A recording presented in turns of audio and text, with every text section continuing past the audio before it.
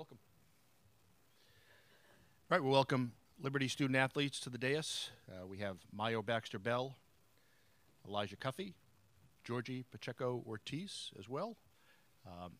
Fellows, we're just going to open up to questions. We have microphones on either side. Just a couple of reminders, if you could just check your cell phones, make sure those are on mute. And then before your first question, just name and affiliation. So we'll get started. Just hands for questions. We'll go in the front row. Thanks, guys. Michael Phillips with the Richmond Times-Dispatch. Could you guys just share what the last 24 hours have been like since getting the school's first win in history? I thought it was a fun experience. Can't really describe it. It was just out there just having fun playing basketball for me. It's been a great experience. A lot of support from my family and fans here, so it's been great to do this for our university and kind of bring something back to Lynchburg, so it's been great. Yeah, like they said, a lot of support for our school and family and friends. Yep. Question, yeah, go on left, third row. Yes, sir. Joel Anderson, ESPN. This is for anybody. What do you guys remember about the exhibition game from earlier this year against Virginia Tech? Like, how did that go for you guys? It was a good game. I remember. We had some stuff that we could do. We need to get better at, but it was a great experience for us. Since that's our next opponent, so we're excited that we get a chance to play them again. So we learned a lot about ourselves and about them. Anyone else? No? Okay. The question? Or do you anybody else want to answer? Or? All right, we'll go to the next one. Back left, standing. Yeah, guys, just asked about the exhibition game. Georgie, I guess for you, do you, obviously it was a special moment for you with Hurricane funds being raised, but is there anything that you can really take from that game, being that it was that long ago as far as an X's and O's thing? Or, how much better is this team since then? Yeah, I think that was our first game playing together as a team. And I think we have gathered throughout the season, and the season go along. So we learned from each other a lot, and and we learned from that game. And I think, as you guys knows, like, we got better throughout the season, and there's another opportunity for us just to get better tomorrow's game, and try to do what we didn't do at that exhibition game. Back in the front row. How was the trip to In-N-Out Burger? That's always good. Yeah. Big burger guy. Huh? Double. Yeah.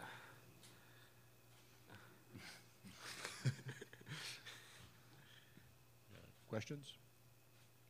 Go back in the fourth row, left. Mayo, describe that experience last night and what you were able to do to go out there and make yourself so effective from both ends of the floor. It was a great experience. Coming off the bench, you get to see what the team's lacking. You get to see what you need to bring to the table or bring to the team to help us get over that hump. And like I said, Scotty didn't get off to a good start as he wanted to, but like I said, that's what we have teammates for. He's a really good player, and he has a really good game, and he scores a lot of our points for us. So, I was glad I was able to come in and give us the lift that we needed to get over that hump so that we can come out and be successful.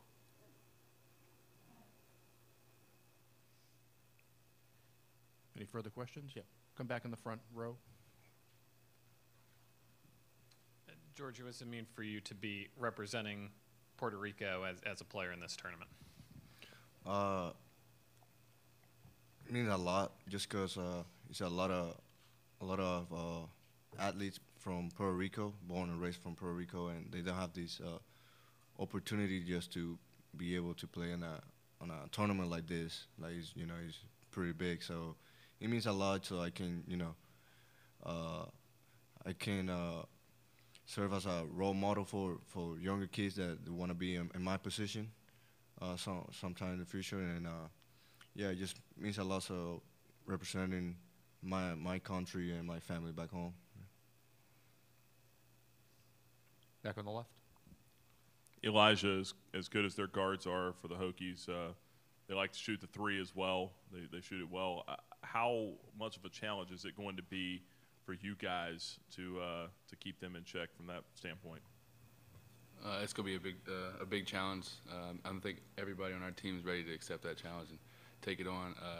It would be fun to go up and compete with those that big of names and that big of a team. I think it's just always a challenge and ready to accept it. Left second row. Mark Berman in the Roanoke Times. How has this team evolved, your team, since that exhibition meeting back in November when you played them the first time? It's day and night from, like, we've came so far. I mean, earlier in the year we let mistakes get to us, and I think we let mistakes bother us and sometimes affect the outcome. But this team today, we've overcome a lot of mistakes. We're able to make mistakes and be able to rally and pull each other back together and just put ourselves in a great position to win. So, yeah. Back there. Obviously you won at UCLA this year. You beat Mississippi State last night. So does that kind of contribute to the mind? What's the mindset going into playing Virginia Tech? Do you kind of look at it like, so what, to the 4 seed? We've beaten big name teams before, or what's kind of the confidence level going into this game? We like to talk about staying in our lane, so not getting too ahead of the moment and just doing what we do every day. We play defense and we try to take good shots on offense. So we're going to stick to what we've been doing, playing good defense and trying to take good shots. And, I mean, we're not getting too ahead of ourselves. We don't really look at the numbers. I think seeds don't matter. I think it's been proven that the numbers really don't matter. So, I mean, at the end of the day, we all have to go out there and lace up. So.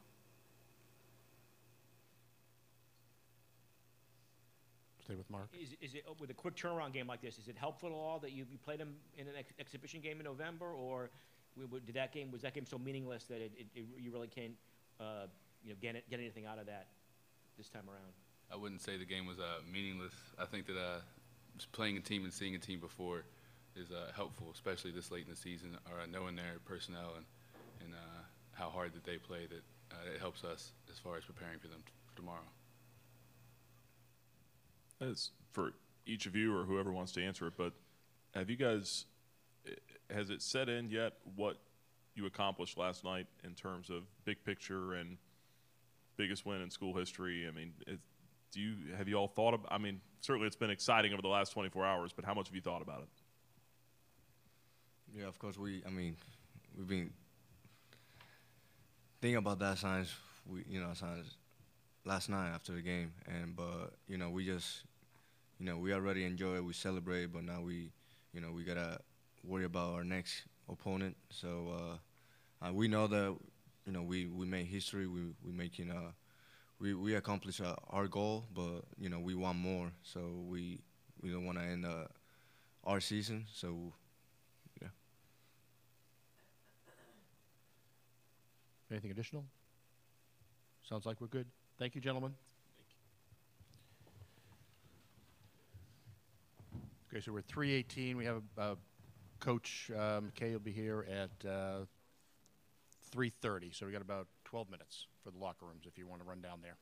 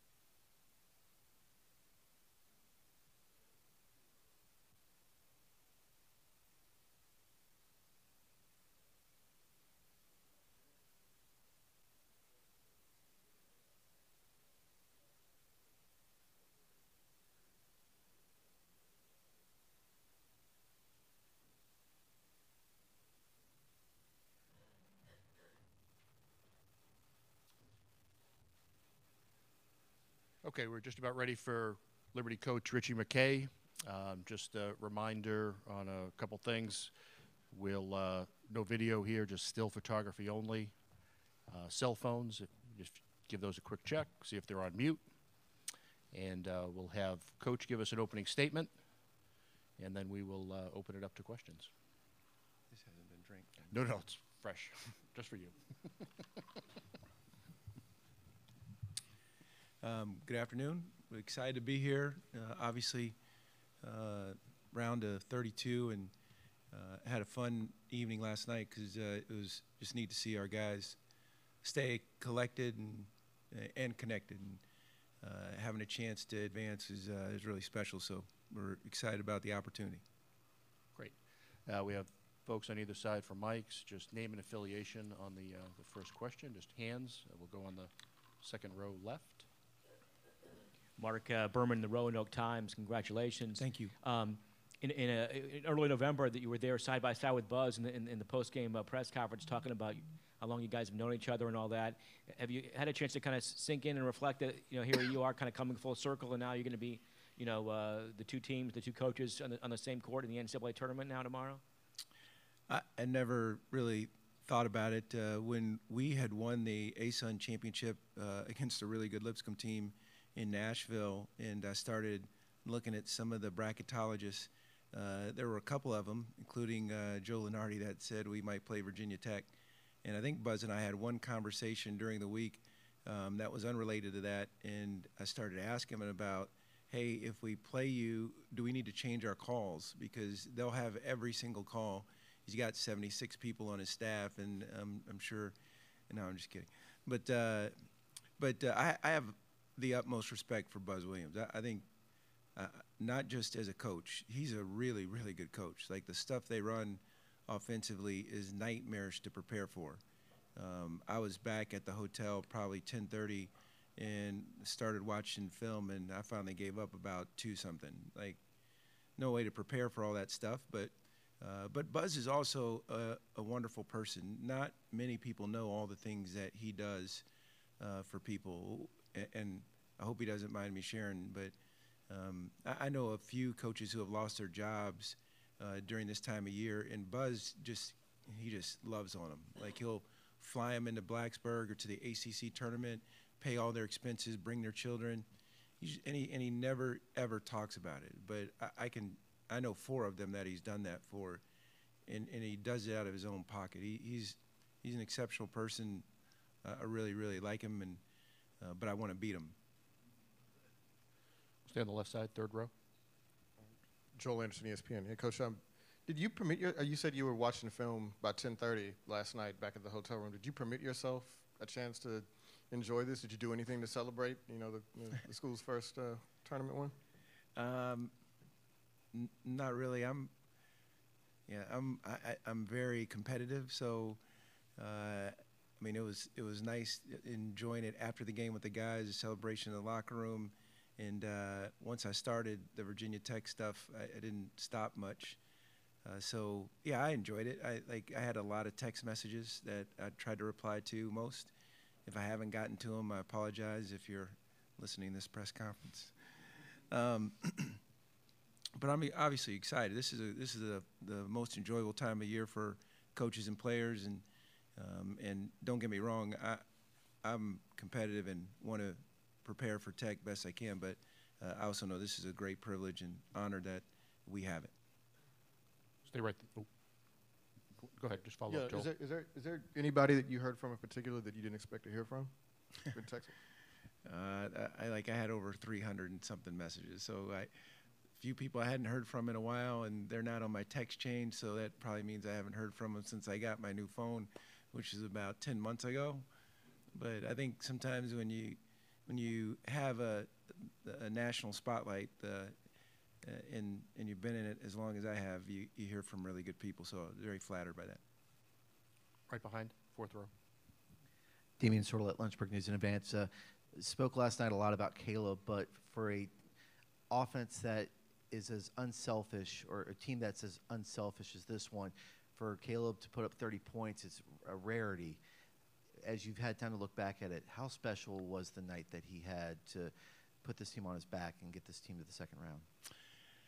Yeah, I just think he was cooking. You know, he felt it. I think when he got fouled with however much time was left when we were down 10 and he went to the line and he made 3, just seeing the ball go in consistently, I think usually lends for a heightened sense of the rim being bigger. And it seemed like for Caleb it was like that. So, but again, the guys that were on the floor with him at the same time did, I thought, yeoman's work in trying to get him some good looks, and they really had a spirit of execution down the stretch. So, but Caleb he's terrific. He's a multi-tooled player offensively, and he's not just a scorer, but he knew we needed him to score last night, and he did a great job.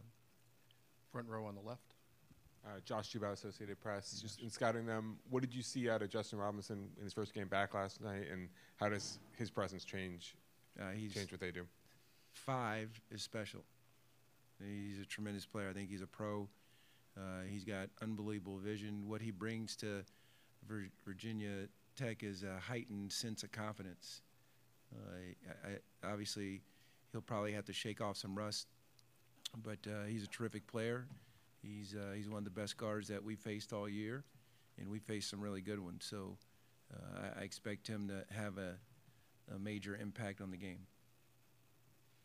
Now we're going to go back about 6 rows back. Coach Travis Wales, WDBJ in Roanoke. This is similar to Mark's question, but back in 2015, I think Tech and Liberty combined for 4 conference wins and 46 losses.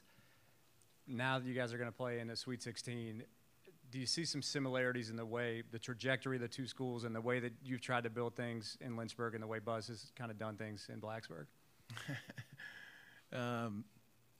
If I'm compared to Buzz as a coach, that's a compliment.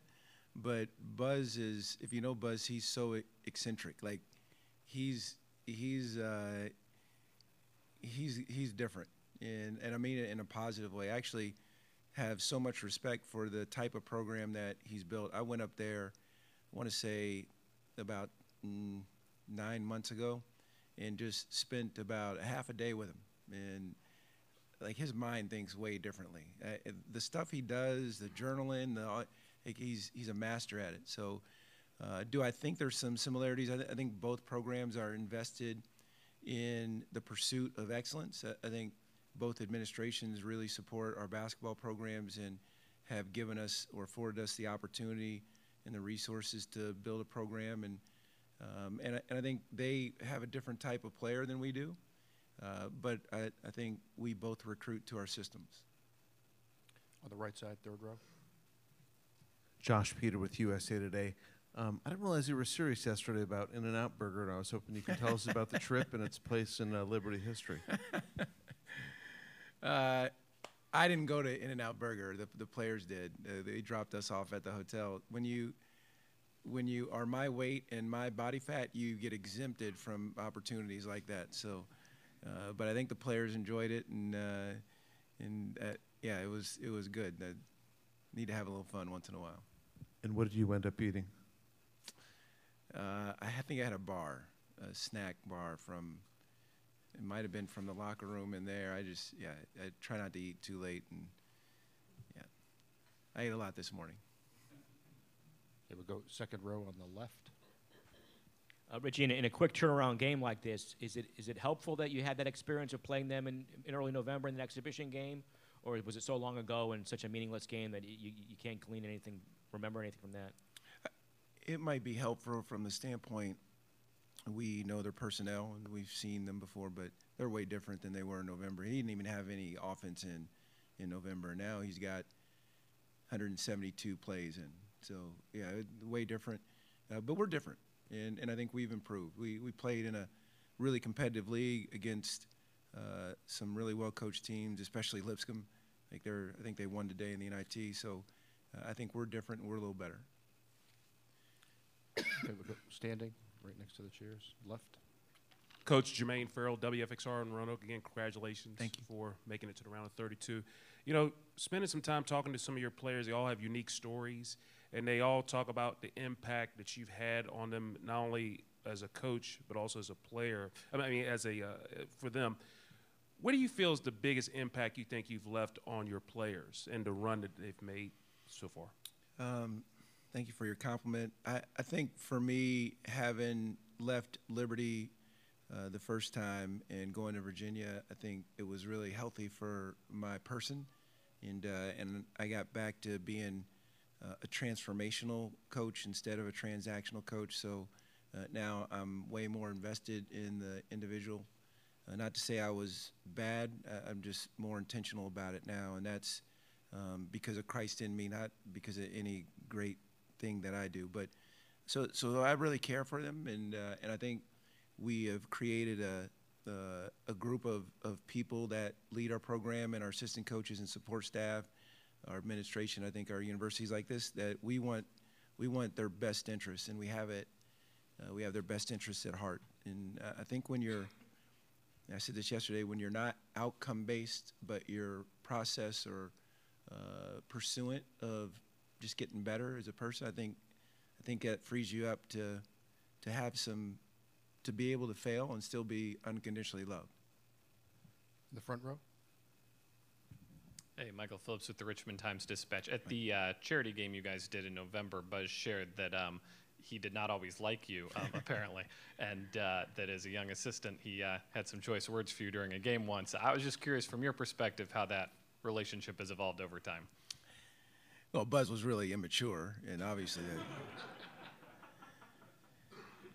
that we let our competitive nature get the best of us in the moment. But I just told someone in another interview that he then invited me I don't know how many years later, on his plane when he was going from the Peach Jam in Atlanta or Augusta, Georgia, to an event in Milwaukee, and I was scheduled to fly the next morning, and I had to stop somewhere to get back there. I was going to miss a half a day of the games. And he said, "Why don't you jump on the plane with me?"